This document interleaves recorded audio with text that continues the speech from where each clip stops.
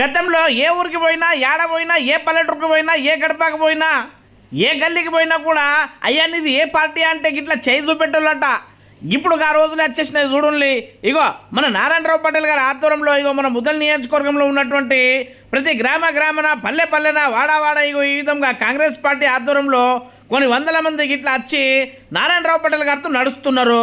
అవు గీలా జై బాపు, జై భీమ్, జై సంవిధాన్ అనే కార్యక్రమాన్ని ఎడిబిడి గ్రామంలో నిర్వహించినందుకు గాను అక్కడ ఈ కార్యక్రమానికి అధ్యక్షతన మన గంగారెడ్డి గారు ముదల్ మండల అధ్యక్షులు, అదేవిధంగా ఆ గ్రామానికి చెందినటువంటి మన అడ్వకేట్, అదేవిధంగా బ్లాక్ అధ్యక్షుడు ముత్యంరెడ్డి గారు ఈ కార్యక్రమంలో మన పాల్గొని అక్కడ ఈ కార్యక్రమాన్ని ఏర్పాటు చేయడం జరిగింది. గంగారెడ్డి గారి ఆధ్వర్యంలో నిర్వహించినటువంటి ఈ కార్యక్రమానికి గాను ముఖ్య అతిథిగా నారాయణరావు పటేల్ గారితో పాటుగా మన కొట్టే శంకర్ గారు, అదేవిధంగా సారంగపూర్ మార్కెట్ కమిటీ చైర్మన్ గారు, అదేవిధంగా రాష్ట్ర మహిళా ఉపాధ్యక్షురాలు, అదేవిధంగా జిల్లా ఉపాధ్యక్షురాలు, అదేవిధంగా వివిధ గ్రామాల నుంచి పాల్గొన్నటువంటి కార్యకర్తలు, కాంగ్రెస్ పార్టీ నాయకులు, యువకులు, రైతులు పెద్ద మొత్తంలో పాల్గొని అక్కడ ఉన్నటువంటి బాబాసాహెబ్ అంబేద్కర్, గాంధీజీ, అదేవిధంగా కొమరం భీం, చాకలి ఐలమ్మ గారి యొక్క విగ్రహాలకు ఈ విధంగా అక్కడ ఈ పూలమాలను సమర్పించి అక్కడ ఉన్నటువంటి కార్యకర్తలతో ఈ విధంగా కలిసి మాట్లాడి ఆప్యాయతగా ఆ సభా ప్రాంగణానికి చేరుకోవడం జరిగింది. అక్కడ చేరుకున్న తర్వాత మన గంగారెడ్డి గారి ఆధ్వర్యంలో నిర్వహించినటువంటి ఈ కార్యక్రమానికి గాను అక్కడ ప్రమాణ స్వీకారం నిర్వహించడం జరిగింది. ఈ ప్రమాణంలో పేద మధ్యతరగతి బడుగు బలైన వర్గాలకు చెందినటువంటి ప్రతి ఒక్క కుటుంబానికి రాజ్యాంగంలో కల్పించినటువంటి అన్ని అంశాలతో పాటు హక్కులను కూడా కల్పిస్తూ ప్రతి ఒక్కరికి స్వచ్ఛ సమానత్వం భావ ప్రకటనతో పాటు అందరికీ సమన్యాయాన్ని కల్పించడానికి ఈ కాంగ్రెస్ పార్టీ కృషి చేస్తున్నదని అక్కడ ఈ ప్రమాణంలో అక్కడ వివరించడం జరిగింది. అంతేకాకుండా కొన్ని శక్తులు ఈ భారతదేశాన్ని విచ్ఛిన్నం చేసి పాలించి విభజించు అనే చట్టాన్ని తీసుకొచ్చే విధంగా రాజ్యాంగాన్ని రద్దు చేసే విధంగా ప్రయత్నాలు చేస్తున్నాయి. కాబట్టి ఆ దానికి గాను మేమందరం కలిసిమెలిసి కొట్లాడతామని చెప్పడానికి ఈ ప్రమాణం చేయడం జరిగింది.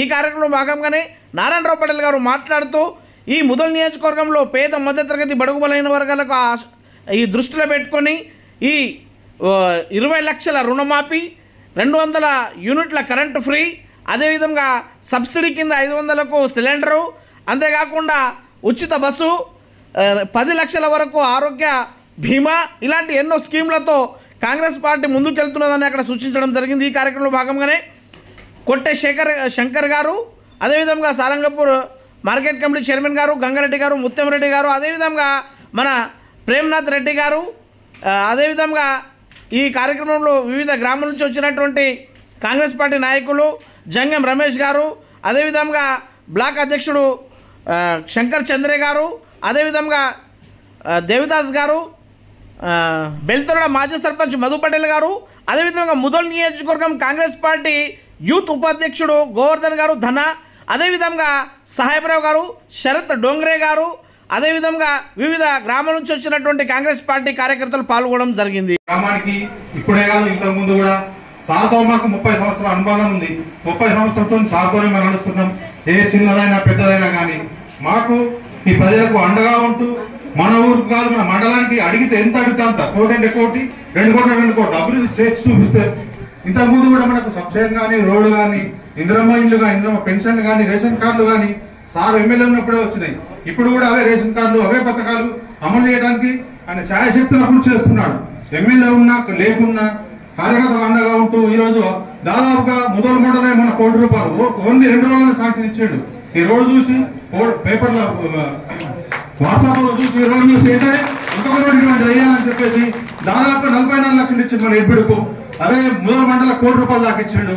అదే విధంగా ఈ వర్గించడే కాకుండా ఏ కష్టం వచ్చినా సీఎం రిలీఫ్ ఫండ్ కూడా నిన్ననే ఎప్పుడు ఇవ్వడం జరిగింది.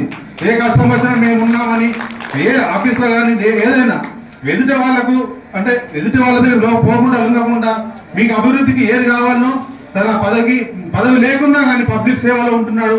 ఈ సందర్భంగా మన గ్రామానికి ఇంకా ఏం కావాలన్నా మనం ధైర్యంగా అడగవచ్చు.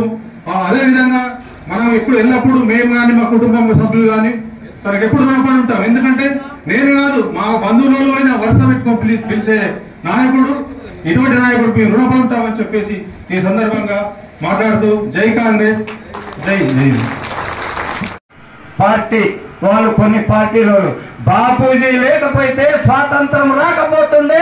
ఆనాడు రాళ్ళు ఎత్తితే ఎత్తి నోళ్లకు తెలుస్తుంది. ఇప్పుడు ఎత్తి నోళ్ళ సంతటి కారు వీళ్ళు ఉప్మా చేసేటోళ్ళు, జేబులు నింపుకునేటోళ్ళకు వీళ్ళకి ఏమి ఏర్పడింది. డాక్టర్ అంబేద్కర్ ఏదైతే ఉన్నాడో అంబేద్కర్ ను చిన్న చూపు చేస్తే ఆ చిన్న చూపును సహించి ఎంతో కష్టపడి ఆ అంబేద్కర్ గారు కూడా ఏం చేసిండనంటే బారిస్టర్ చదివి మన భారతదేశానికి ప్రపంచాన్ని అందరు తెచ్చిన లిఖించిన వ్యక్తి. అందుకే డాక్టర్ అంబేద్కర్ బాబు సార్ సంవిధానం ఎందుకు అంటుంది కాంగ్రెస్ పార్టీ అంటే ఇవాళ సంయమ పాటించండి. ఎందుకనంటే గడబడి చేసి గంగలు పెట్టేసి తెలంగాణను గందరగోళం చేసిన కేసీఆర్ కు బుద్ధి రావాలని సంవిధానంగా చెప్పుకొని తిరుగుతున్నాం. ఇప్పుడు ఏదైతే కొందరు అంటున్నారో కొన్ని పార్టీలు అవాక్కులు చవాకులు వేస్తున్నారు. అరే అయ్యా నువ్వు ఏం చేస్తున్నావో చెప్పుకో, మేము అర్థంటలేము. కానీ ఒక్క వ్యక్తి ఇంటర్వ్యూ అని అంటే మన సిగ్గు మనం తీసుకున్న వ్యక్తి మనం అవుతాం.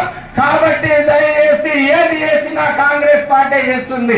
24,50,00,000 ఇక్కడ మన ముదోల్ నియోజకవర్గంకు రేవంత్ రెడ్డి ప్రభుత్వం సీతక్క ప్రభుత్వం ఇచ్చింది. కానీ ఎవరిది కాదు. ఏ రోడ్ ఇచ్చినా కాంగ్రెస్ పార్టీ ఇస్తుంది. 10 ఏళ్లలో సత్యరాజేసిండ్రు, 10 ఏళ్లలో లోటలలో నొస్తులలో సచినం.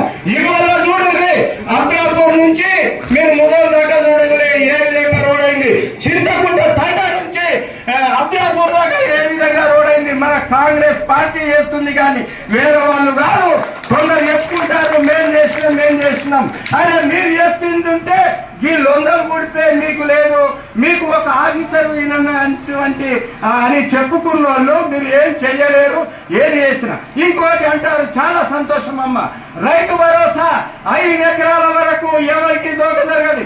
మాసుండి వాళ్లకు దోక జరుగుతుండొచ్చు, కానీ మీ పేదోళ్లకు పొట్టగొట్టేది కాదు. కాబట్టి రైతు భరోసా కూడా 5 ఎకరాలకు ఎట్టి పరిస్థితుల్లో పడుతుందని మీ అందరికీ మేము చెప్తున్నాం. రుణమాఫీ అంటారా 21,000 కోట్ల చిల్లర ఇప్పటి వరకు ఏ ప్రభుత్వం చేయలేదు.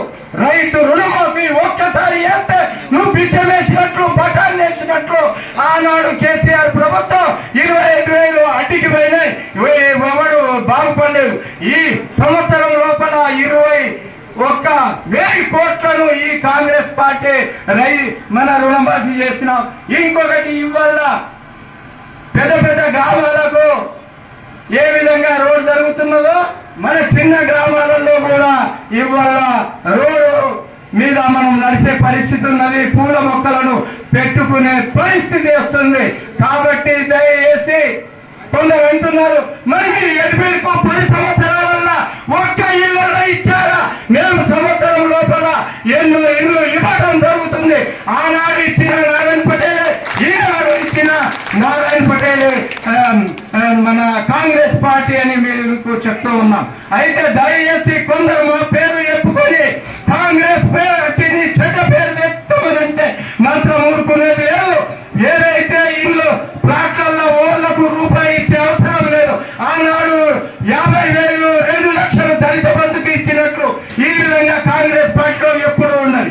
దగాబాజు మంది రైతుల పొట్టగొట్టడందుకు రైస్ మిల్లర్లతో కుమ్మక్కై వాళ్ళ దగ్గర పర్సెంటేజ్ తీసుకొని ఆనాడు కూడా కానివ్వకుండా ఇవాళ కూడా చెంచాగిరి చేస్తున్నారు. ఆ చెంచాగిరిలో నడువని మీ ముందట చెప్తూ ఉన్నాం.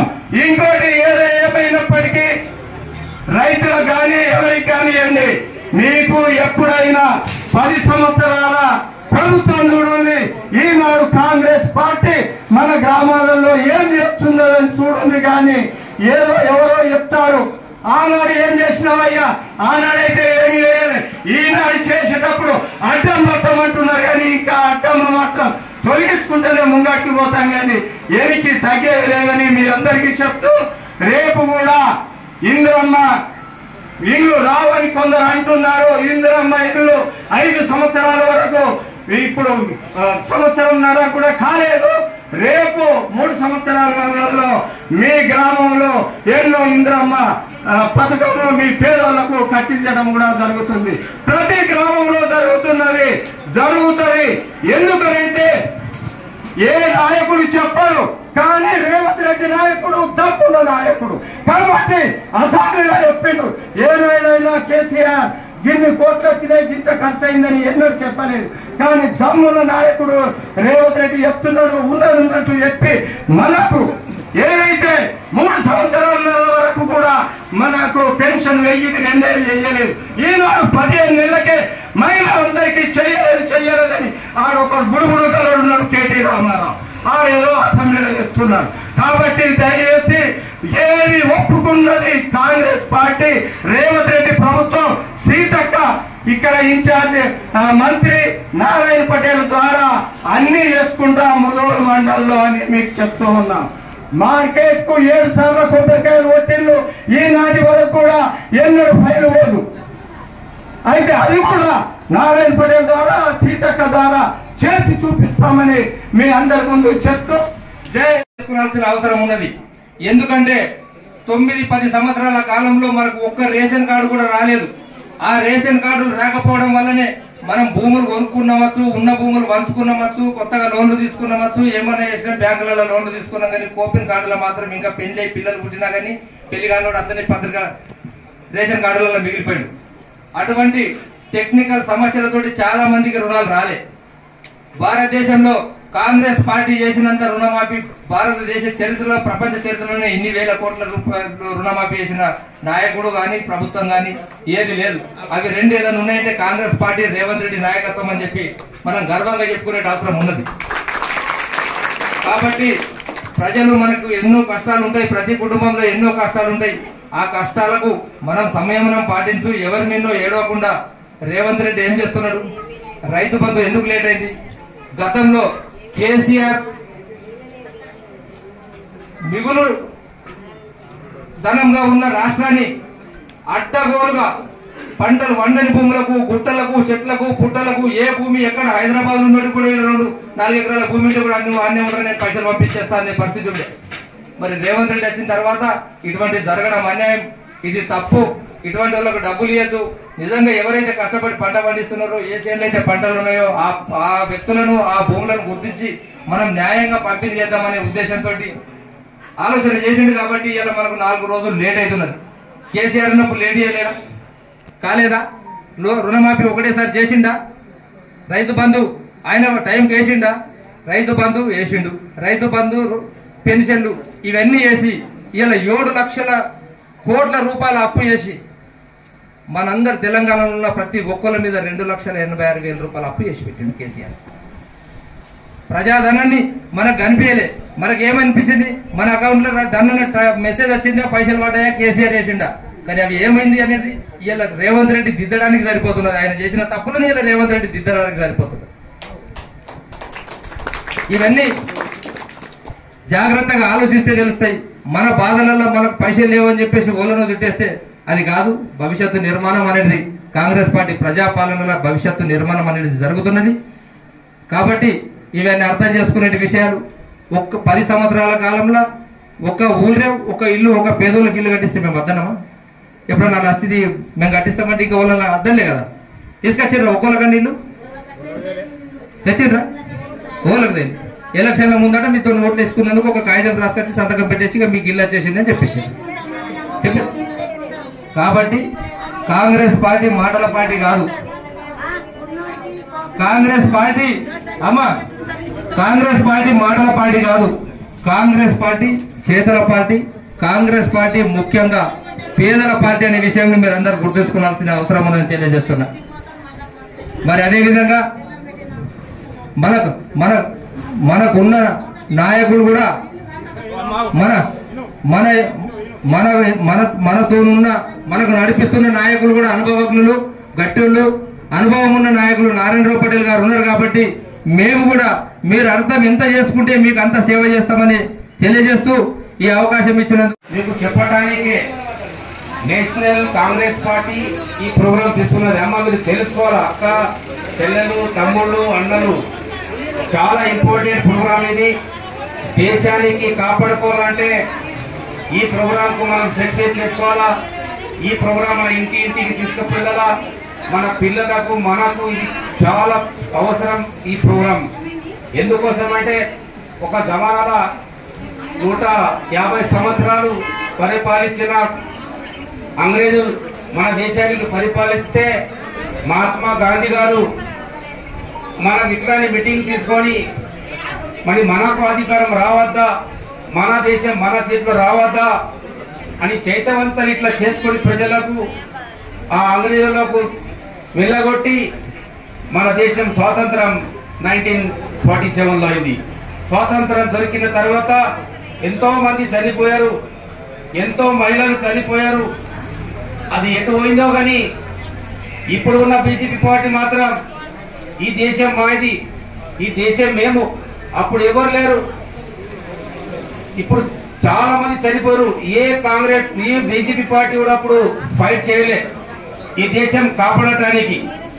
ఇప్పుడు మాత్రం మన దాంట్లో మతం భేదం, ఈ వర్గానికి చెందిన వాళ్ళు ఆ వర్గానికి, ఆ వర్గానికి చెందిన ఈ వర్గానికి, హిందూ ముస్లిం సిక్ అనుకుంటా దేశానికి బర్బాద్ చేస్తున్న పార్టీ భారతీయ జనతా పార్టీ అని చెప్పడానికి మీ దగ్గర వచ్చిందాము.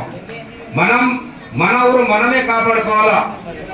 బాబాసాహెబ్ పేరు ఎందుకు తీసుకున్నారంటే జైబీ బాబాసాహెబ్ ఒక తెలుసు మీకు అందరికీ, బయట స్కూల్ బయట నుంచి చదివి ఈ దేశంలో ఈ ప్రపంచంలోనే వరల్డ్ ఆఫ్ నాలెడ్జ్ బాబాసాహెబ్ చెప్పారు. ఈ మేధావి ఈ వరల్డ్ ఎవరు లేరు, అంత మేధావి బాబాసాహెబ్ అంబేద్కర్. అందుకే బాబాసాహెబ్ రాసిన రాజ్యాంగాన్ని సంవిధానాన్ని కింద ఉంది తీసి పడేయాలని భారతీయ జనతా పార్టీ కుట్ర చేస్తున్నది. మనం హాయిగా బతుకుతున్నాం, కానీ వారు మాత్రం మేమే ఉండాలా, మేము చెప్పినట్లు వినాలా, ఈ కులంకు ఆ కులం గొడవలు పెట్టాలా, అభివృద్ధి దిశగా లేదు భారతీయ జనతా పార్టీ. ఎప్పుడైనా ఆలోచించారా వాళ్ళు? ఈ చదువుకోవాలా, ఇంజనీర్ కావాలా, డాక్టర్ కావాలా, పెద్ద పెద్దలు కావాలని విన్నారా? వాళ్ళ మాటలు ఎట్లా ఉంటాయి? ఆ హిందువులు, ఆ ముస్లింలు, ఆ మస్జిద్లు, ఈ మందిర్లు, ఇవే మాటలు ఉంటాయి. మనం దానికి జాగ్రత్త ఉండి ఈ ఇచ్చిన Congress party, national Congress party ఇచ్చిన నినాదాలతోని మనం ముందుకెళ్ళి ఈ మన దేశానికి మన రాష్ట్రానికి కాపాడుకోవాల్సిన మనకు ఇప్పుడు అవసరం ఉంది అమ్మ. కాబట్టి ఇక్కడ వచ్చిన పెద్దలందరూ మీకు వివరంగా చెప్తారు. ఈ మాటలు మొత్తం మనం మాత్రం జాగ్రత్త ఉండాలా. ఎవరైనా ఇక్కడ వస్తే బీజేపీ నాయకుడు వాడికి అడగచ్చు, ఏమైందిరా బాబు మీరు ఒక్కొక్క ఖాతాలో 15 లక్షలు వేస్తున్నారు, ఎందుకు వేస్తలేరు అని అడగలరు, గల్ల బట్టి అడగలరు. వాళ్ళు ఒకటే అంటున్నారు, మనం హిందూ, అందరం మన హిందువులు. కాంగ్రెస్ పార్టీ 100 సంవత్సరాల నుంచి పరిపాలన హిందువులు కారారు, ఇప్పుడే పుట్టిన రైలు. ఈ అడిగేది అధికారం మీకు ఉన్నది అమ్మ, అడగచ్చు. నేను ఎక్కువ చెప్పను, చాలా పెద్దలు ఉన్నారు. ప్లీజ్ ఈ ఇంపార్టెంట్ ప్రోగ్రామ్స్ మనం ఈ దేశానికి కాపాడుకోవాల్సిన ఉంది అని చెప్తూ ఒక్కసారి జై భీమ్, జై బాపు, జై సంవిధాన్ కార్యక్రమం గురించి వివరించే ముందు ఒక్కసారి మనం ఆలోచిస్తే ఈ దేశానికి కాంగ్రెస్ పార్టీ స్వాతంత్రం తెచ్చిన పార్టీ, తెలంగాణ ఇచ్చిన పార్టీ కాంగ్రెస్ పార్టీ. అవునా కాదా? జై బాపు 1925వ సంవత్సరంలో అఖిల భారత కాంగ్రెస్ పార్టీ అధ్యక్షుడిగా నియామకమై సుమారు 25 ఏళ్ల పాటు కొట్లాడి ఈ భారత జాతిని ఆంగ్లేయుల నుంచి విముక్తి చేసిన ఘనత బాపూజీది. ఆ బాపూజీ నామస్మరణ కోసమే, ఆ బాపూజీ రచించిన అహింస సిద్ధాంతం కోసమే, ఈ దేశ సమైక్యత కోసం, సమగ్రత కోసం కులాల వారిగా, మతాల వారిగా, ప్రాంతాల వారిగా, వర్ణాల వారిగా, వర్గాల వారిగా విభజించిపోతున్నటువంటి దేశాన్ని కాపాడుకోవడానికి చివరికి బుల్లెట్ దెబ్బలు తిని ప్రాణాలు విడిచిన మహాత్మా గాంధీ, దేశానికి స్వాతంత్రం తెచ్చి ప్రాణాలు విడిచినటువంటి Mahatma Gandhi all India Congress committee అధ్యక్షునిగా 100 సంవత్సరాల చరిత్ర అవుతున్న సందర్భంగా ఆయన స్మరించుకునేందుకు మనం ఈ రోజు ఈ కార్యక్రమాన్ని ఏర్పాటు చేసుకోవడం జరిగింది. మరి అలాగే జై భీమ్ అని అంటే రాజ్యాంగాన్ని రచించినటువంటి ప్రపంచంలోనే అతిపెద్ద ప్రజాస్వామ్య దేశం మనది. ఈ ప్రజాస్వామ్య దేశాన్ని కాపాడడానికి, ఈ ప్రజాస్వామ్య రాజ్యాంగాన్ని రచించడానికి అహర్నిశలు కృషి చేసినటువంటి వ్యక్తి మన నిమ్న జాతి సోదరుడు, మన బడుగు బలహీన వర్గాల నాయకుడు డాక్టర్ బాబాసాహెబ్ అంబేద్కర్. ఇవాళ మనం ఈ రోజు స్వేచ్ఛగా వాయువులు పీల్చున్నాము. మనం ఈ రోజు ఒక ఎస్సీ క్యాండిడేట్, ఈ రోజు ఒక ఎస్టీ క్యాండిడేట్ ఈ రోజు దేశానికి రాష్ట్రపతి కాగలిగిందంటే అంబేద్కర్ రాసిన రాజ్యాంగమే ప్రధాన కారణం. మీరు అందరూ అనుకున్న ఒక ఎస్సీ లేడీ ఈ రోజు నేను 1987 సంవత్సరాల్లో చూసిన లోకేశ్వర మండలంలో సఫాయి చేసే కార్మికురాలు ఎస్సీ అధ్యక్షురాలైంది. ఎందుకైంది? కేవలం అంబేద్కర్ రాసిన రాజ్యాంగం ద్వారానే ఆమె ఆ పదవికి అలంకరించబడ్డది. దయచేసి సోదరులారా ఒక్కసారి ఆలోచించండి. ఈ కాంగ్రెస్ పార్టీ అని అంటేనే భావితరాల భవిష్యత్తు, భావితరాల మనుగడ, భావితరాల ఉనికిని కాపాడేది మాత్రమే కాంగ్రెస్ పార్టీ. ఈ కాంగ్రెస్ పార్టీ ద్వారానే భారతదేశంలోని ప్రాజెక్టులన్నీ నిర్మాణమైనవి. ఒక బాగ్రానంగల్ ప్రాజెక్టు కట్టినా, ఒక శ్రీరామ్ సాగర్ ప్రాజెక్టు కట్టినా, ఒక స్వర్ణ ప్రాజెక్టు కట్టినా కాంగ్రెస్ పార్టీ కట్టింది.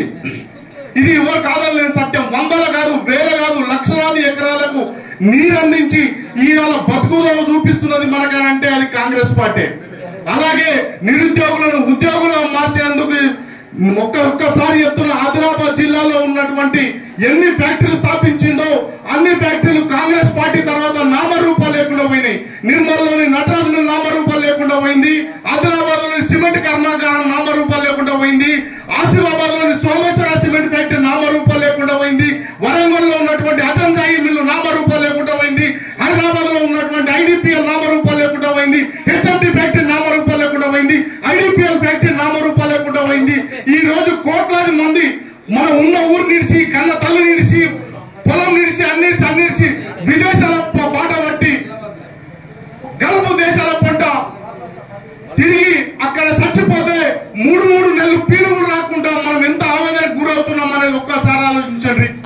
అందుకోసమే ఒక కాంగ్రెస్ పార్టీ ఎన్ని వేసింది దేశానికి.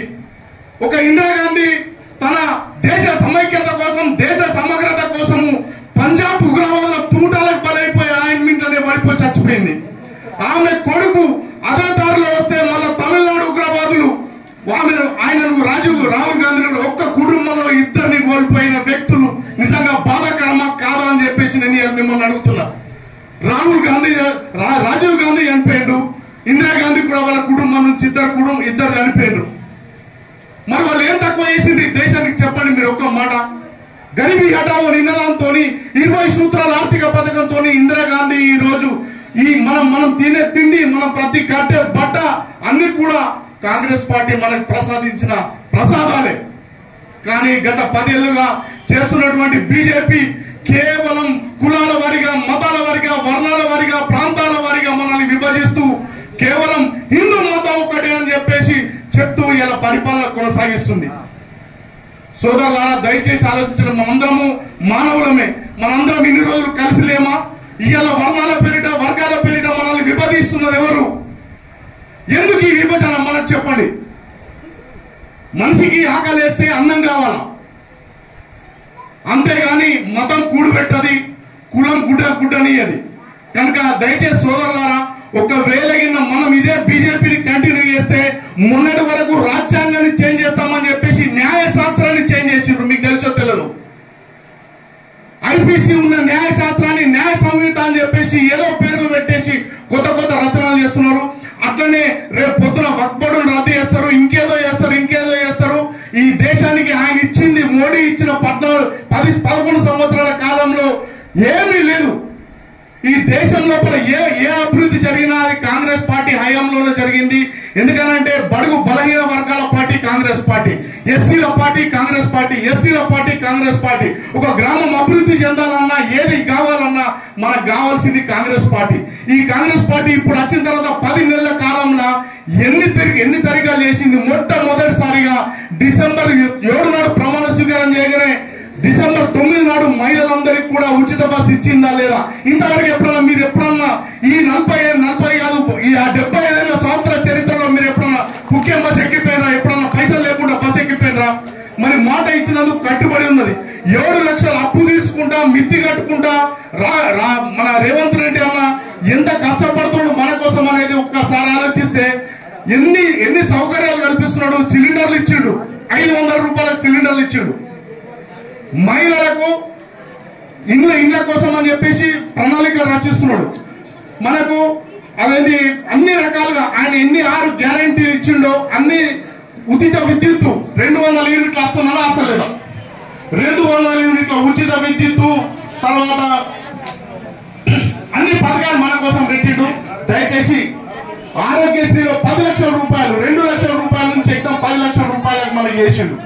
ఏ గరీబోడైనా ఆరోగ్యశ్రీ కార్డు తెల్ల రేషన్ కార్డు ఉంటే కార్పొరేట్ హాస్పిటల్లో పోయి 10 లక్షల రూపాయల ఇలా వైద్యం చేయించుకునే దానికి వీలు కల్పించిండు మొట్టమొదటిసారి రేవంత్ రెడ్డి అన్న.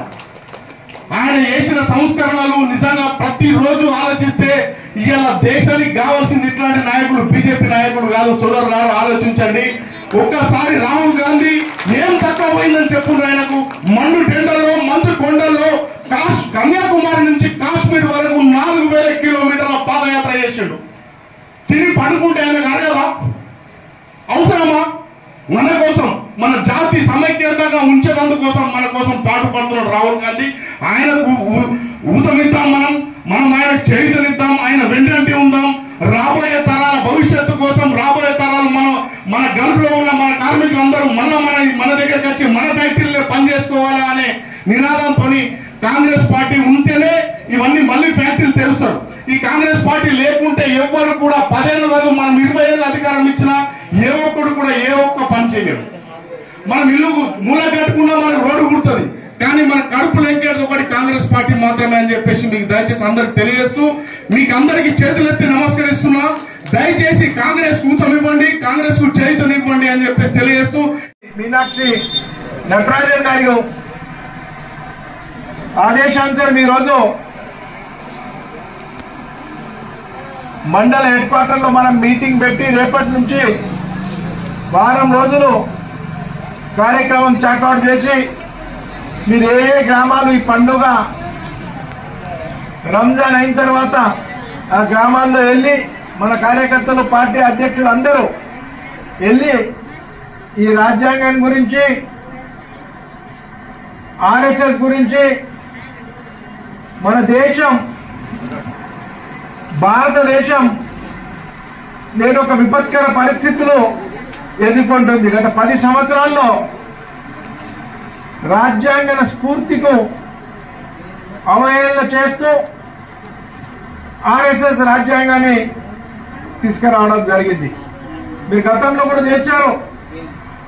బాపూజీ గారు ఈ దేశాని కోసం స్వాతంత్రం తీసుకొస్తే ఆయన 27/12/1924లో మొదటి అధ్యక్షుడికి ఆయన ఉండారు.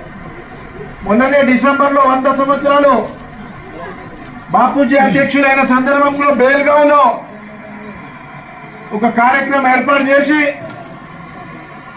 ఈ దేశాన్ని రక్షించాలంటే జై బాపు జై భీమ్.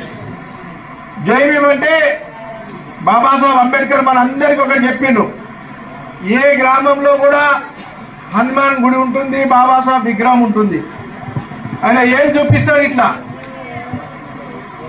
శిఖా సంఘటిత్వ సంఘర్షకర. బాగా చదువుకోండి, పిల్లల్ని బాగా చదివించండి, అందరు ఐక్యమత్యంగా ఉండండి. మనకైనా బాధ వచ్చినప్పుడు సంఘర్షణ చేయండి, అంటే యూనిటీగా ఉండి మన హక్కులు మనం కాపాడుకోవాలనే నినాదంతో ఈరోజు అంబేద్కర్ గారు మన అందరి గుండెలో ఉన్నారు. ఈ చిన్న రాష్ట్రాల విషయంలో కూడా ఆయన రాసిన రాజ్యాంగం ప్రకారమే మన తెలంగాణ, ఛత్తీస్గఢ్, జార్ఖండ్, ఉత్తరాంచల్ నుండి 4 రాష్ట్రాలు ఆయన రాశారు. కాబట్టి మనం ఈరోజు మనం పాలించుకుంటున్నాం. ఏదేమైనా బట్టి మీరు ఒక్కటి ఆలోచించండి. గతంలో బీఆర్ఎస్ ప్రభుత్వం బీజేపీ ప్రభుత్వం 12 సంవత్సరాలైంది. మీ ఖాతాలో 14 లక్షలు వేస్తాం, జన్ధన్ ఖాతా తెరవండి, దందన్ డబ్బులు వేస్తా అని చెప్పారు. ఒక్క రూపాయి కూడా దందన్ లేదు, పని లేదు, ఎవరికి లేదు. మీకు ఎండలో నిల్చోబెట్టి నోట్లు రద్దు చేస్తే మన పైసల కోసం మనం బ్యాంకులో నిలబడి సుమ్మసోని పడిపోయినాం. ఆయన ఇచ్చుడు ఇష్టపెట్టుండి సడన్ గా రాత్రి నోట్లు రద్దు చేసి మనకు బాధ పాలు చేయడం జరిగింది.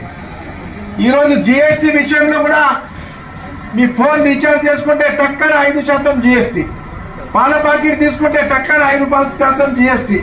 ఒక జిఎస్టీ ఆయన వేయలేదంటే మనం మాట్లాడే మాటలకు, ఎవరికి తిట్టే మాటలకే జిఎస్టీ వేయలేదు, కానీ ప్రతి దానికి జిఎస్టీ వేయడం జరిగింది. మరి గతంలో బీఆర్ఎస్ కూడా 15 ఉన్నదమ్మా. ఇక్కడ ఒక కిల్ ఇవ్వలేదు, ఒక రేషన్ కార్డు ఇవ్వలేదు, రుణమాఫీ కూడా చేసింది కొన్ని సందర్భంగా వాళ్ళు లేట్ చేశారు. మన ప్రభుత్వం తప్పకుండా మీకు ఎన్నికలు ఇచ్చిన హామీ అన్ని ఇప్పుడు మేము మా చెల్లెళ్ళందరూ అక్కడ ఉన్నారు. యాదగిరి గుట్టకు పో, బాసర్కు పో, అత్తగారింటికి పో, తల్లిగారింటికి పో, రూపాయి టికెట్ కలుగుతున్నదమ్మా. ఎన్నికలు ఇచ్చిన హామీ నెరవేర్చినాం కదా. మరి 200 యూనిట్ కరెంట్ మీకు బిల్ వస్తుంది దాకా మీకు నెలకు 500 మిగులుతుండే లేదా, 400 మిగులుతుండే లేదా, 300 మిగులుతుండే లేదా? మరి ఇది కాంగ్రెస్ ప్రభుత్వం ఇచ్చింది. ఆరోగ్యశ్రీ కూడా మీకు 2 లక్షల నుంచి 10 లక్షల వరకు కాంగ్రెస్ ప్రభుత్వం చేసింది. మరి కాంగ్రెస్ ప్రభుత్వం మీ గ్రామంలో కూడా 75-78% మందికి 1,99,750 రూపాయల వరకు రుణమాఫీ చేసింది. 21 లక్షల కోట్ల రుణమాఫీ చేసింది. మరి కేసీఆర్ ప్రభుత్వంలో 5 ఏళ్లకు బిచ్చం ఎత్తుకుంటా 25,000 మేరకు బిస్కెట్ ఇచ్చిన తర్వాత ఇచ్చి ఆ పైసలు రుణమాఫీ అయినా 4,000 కోట్లు ఎగరాలో పెట్టారు. మనందరికీ తెలుసు లాస్ట్లో రుణమాఫీ అయినా చేయలేదు. కొన్ని ఆర్థిక ఇబ్బందుల మూలన మన రాష్ట్ర పరిస్థితి, దేశ పరిస్థితి, రాష్ట్ర పరిస్థితి కూడా బీజేపీ ప్రభుత్వం 46 లక్షల కోట్ల అప్పును 1,86,000 కోట్ల అప్పు వరకు తీసుకుపోయడం జరిగింది. మరి బీఆర్ఎస్ ప్రభుత్వం మనం పంచుతున్నప్పుడు కాంగ్రెస్ ప్రభుత్వం ఉండే 68,000 కోట్ల అప్పును 7 లక్షల కోట్ల వరకు అప్పు చేయడం జరిగింది. మీకు మిగిలిపోయిన రుణమాఫీ పక్కా చేస్తుంది. మీకు తెలుసు అక్క ఎన్నికలప్పుడు రైతు సోదరులారా మీ రైతు బంధు వేయలేదు. రేవంత్ రెడ్డి వచ్చిన తర్వాత గత మే మాసంలో ఎన్నికల ముందు హామీ ఇచ్చి 7,64,000 కోట్లు మీ రైతు భరోసా వేయడం జరిగింది. మరి ఇప్పుడు కూడా ఎందుకు లేట్ అవుతుందంటే వానాకాలంలో గుట్టలకు, చెట్లకు, పుట్టలకు, రోడ్లకు ఇచ్చిండు కాబట్టి అనవసరంగా డబ్బులు పోతాయని సర్వే చేశారు. మొన్నటి వరకు 4 ఎకరాల లోపు అందరికీ పడ్డాయి. దీంట్లో ఎలాంటి అనుమానం లేదు. ఇంకా మిగిలిపోయినవి కూడా తప్పకుండా ఈ ప్రభుత్వం ఇస్తుంది, తప్పకుండా రుణమాఫీ ఇస్తుంది. మరి మీకు తెలుసు, నేను శాసనసభ్యుడు ఉన్నప్పుడు రాజశేఖర రెడ్డి గారు ముఖ్యమంత్రి ఉన్నప్పుడు మీ గ్రామంలోనే 200-300 ఇళ్ళు గంగారెడ్డికి తెలుసు ఇల్లు కట్టించాం, ఇంద్రమ్మ ఇల్లు. మీ అందరికి ఇంటికి తిరిగి రేషన్ కార్డు ఇచ్చాం. 10 ఏళ్లలో కేసీఆర్ ఒక ఇల్లు ఇచ్చిండా, ఒక రేషన్ కార్డు ఇచ్చిండా? ఇప్పుడు మేము రేషన్ కార్డు ఇస్తున్నాం. మేము తినే బియ్యం మీకు ఉగాది నుంచి సన్న బియ్యం ఇస్తున్నాం. మన కార్యకర్తలు అందరూ ఆ రోజు పంపిణీ కోసం పండుగ వాతావరణంలో మీరు ఉండి డీలర్ షాప్ దగ్గర మంచి పండుగ వాతావరణం కల్పించి సన్న బియ్యం, ముఖ్యం బియ్యం ఒక్క మనిషికి 6 గేమ సన్న బియ్యం రేపు ఉగాది నుంచి 6 కిలోలు ఒక మనిషికి ఫ్రీగా దొడ్డు బియ్యం ఇస్తే అందరూ అమ్ముకునే వాళ్ళు, లేకుంటే పశువులకు దానా కింద ఉడిచిపెట్టిన వాళ్ళు దానికి నూకలు చేసి. అటువంటి పరిస్థితి రావద్దు. అడ్లకు 500 రూపాయలు సన్నట్లకు బోనస్ ఇచ్చి మీ అందరికీ రేపు ఉగాది నుంచి రేవంత్ రెడ్డి గారు హుజూర్ నగర్ ఉత్తమ్ కుమార్ రెడ్డి గారి కాన్స్టిట్యూన్సీలో మొదలు పెట్టారు. ఇక్కడ మీ గంగారెడ్డి కూడా, ముత్యంరెడ్డి కూడా, మన కార్యకర్తలు అందరూ, ప్రేమ్నాథ్ రెడ్డి వాళ్ళ ఊర్లల్లో ఈడ వాళ్ళు ఉన్నోళ్ళు అందరూ మీరు ఉగాది రోజు డీలర్ల దగ్గర ఇక్కడ ఎమ్మెల్యే స్టాక్ పాయింట్ దగ్గర బియ్యం వచ్చింది. గరీబోళ్ళందరికీ సన్నం బియ్యం ఇవ్వండి. మాకు ఇంకా 4 సంవత్సరాల అవకాశం ఉండదమ్మా. మన పిల్లగాడు పుట్టంగానే నడవడు, వాడికి స్కూల్కి పంపడానికి 5 సంవత్సరాలు కావాలా. సంవత్సరాలు చక్కబెట్టుకోవడానికి కూడా మనం కొత్త పెళ్లి అయిన తర్వాత కొంత ఇబ్బంది పడుతుంది కదా. అత్త స్వభావం మనకు తెలియదు, మరిది స్వభావం మనకు తెలుస్తుందా?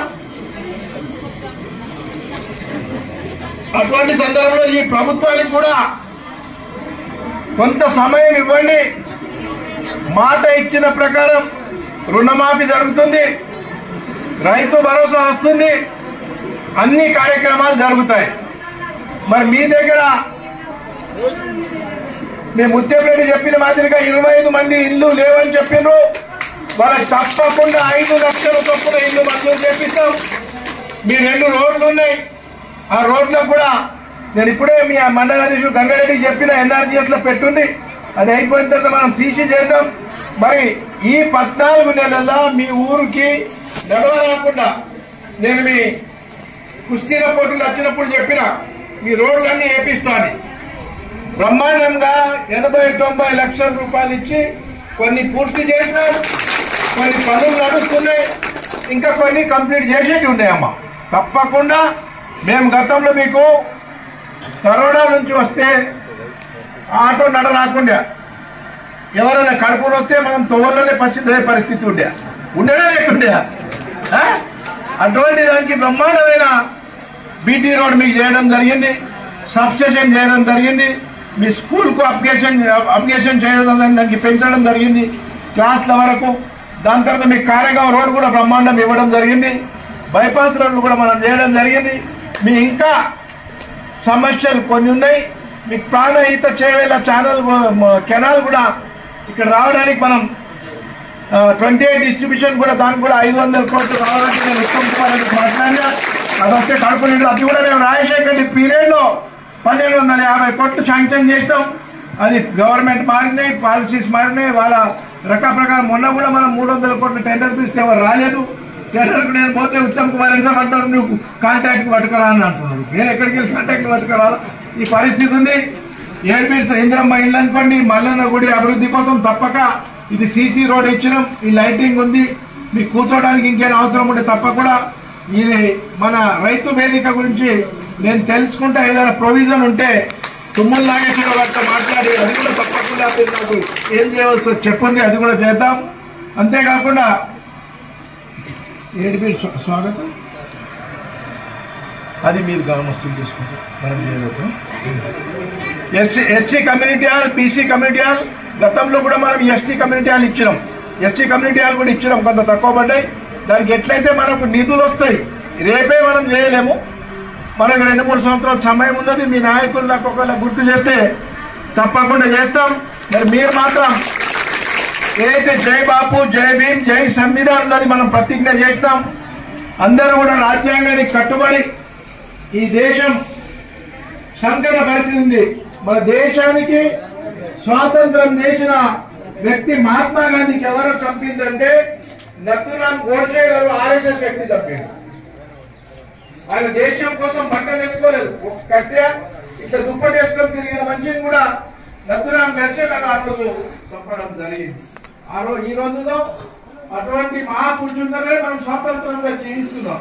అంబేద్కర్ అటువంటి వాళ్ళు రాజ్యాంగం రాసినాం మనందరం. జై సంవిధాన్, జై బాపు అంటే మహాత్మా గాంధీ.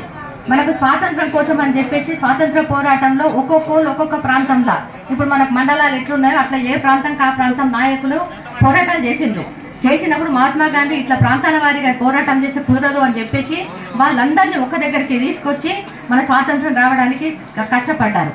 అటువంటి మహాత్మా గాంధీ హింసా మార్గం అంటే చంపుకుంటూ పోతే చావులే తప్ప ఇంకేమి రాదు అని చెప్పేసి అహింసా మార్గంలో వెళ్ళారు. ఉప్పు సత్యాగ్రహం, క్విట్ ఇండియా ఉద్యమం, ఇక్కడ చాలా మందికి తెలిసి ఉంటది వాళ్ళ ఉద్యమాల గురించి చేసి మనకు స్వాతంత్ర పోరాటం చేసి స్వాతంత్రాన్ని సాధించారు. అటువంటిది ఆ బాపూజీనే మహాత్మా గాంధీ. అందుకోసమే మన భారతదేశం కూడా స్వాతంత్రం వచ్చిన తర్వాత మన మహాత్మా గాంధీని జాతీయ పిత అంటారు.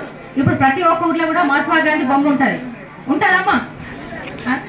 ఇది అదే మహాత్మా గాంధీ గొప్పతనం. తర్వాత జై భీమ్ అంటే అంబేద్కర్ గారు. ఆయన బలహీన వర్గానికి చెందిన అడుగు వర్గానికి చెంది పుట్టిండ్రన్నట్టు అక్కడ. అతనికి చదువుతూ ఉంటే కూడా ఇటువంటి వాళ్ళు చదవద్దు అని చెప్పేసి ఎంతో మంది అభ్యంతరం చెప్పి అతను చదవకుండా కూడా చేశారు. చేసినా కూడా ఆయన కష్టపడి చదివి మన తెలివితేటలు ఎవరైతే ఉంటారో అతను తెలివిగల ముఖ్య వ్యక్తిగా అయ్యారన్నట్టు అంబేద్కర్ గారు. అటువంటి వ్యక్తి కాంగ్రెస్ పార్టీ గుర్తించి రాజ్యాంగాన్ని మీరు రచించాలని చెప్తే ఆ రాజ్యాంగంలో బలహీన వర్గాల వారికి చెందిన వారు ప్రాధాన్యత కల్పించాలని చెప్పేసి ఇటువంటివి ఉండద్దు, అందరికీ ప్రాధాన్యత కావాలి, ప్రతి ఒక్కరూ సమానంగా ఉండాలి, కింద ధనికులు పేదోళ్ళు ఈ కులం ఆ కులం కాదు, అందరూ చదువుకోవాలి, అందరూ మంచిగా ఉండాలా అనే ఉద్దేశంతో తను రాజ్యాంగాన్ని రచించారు. అటువంటి గొప్ప వ్యక్తి అంబేద్కర్ గారు.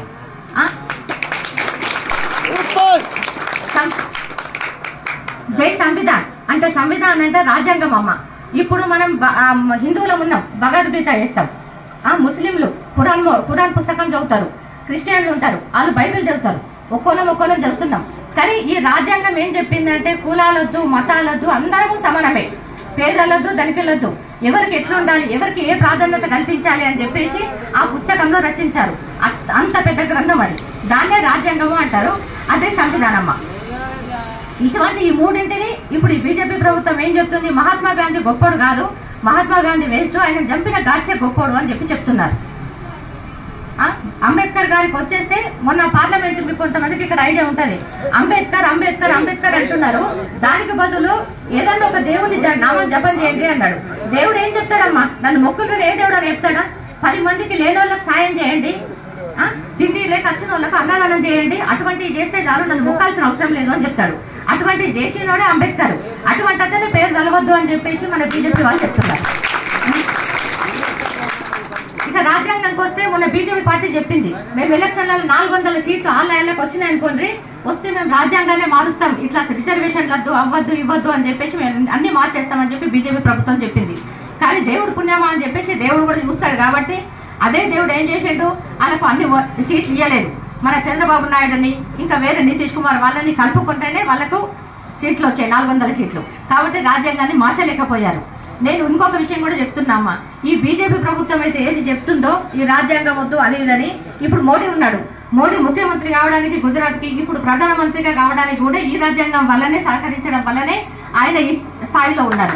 అది మా బీజేపీ వాళ్ళు గుర్తు పెట్టుకోవాలని కోరుకుంటున్నా.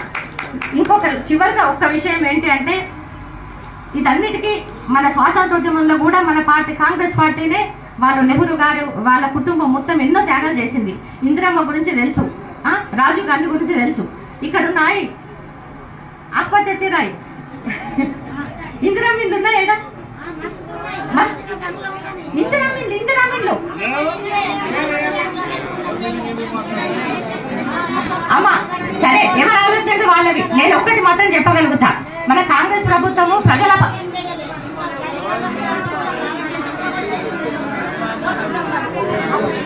ఒక్క నిమిషం నేను మాట్లాడిన తర్వాత మళ్ళీ నేను కలుస్తా నేను.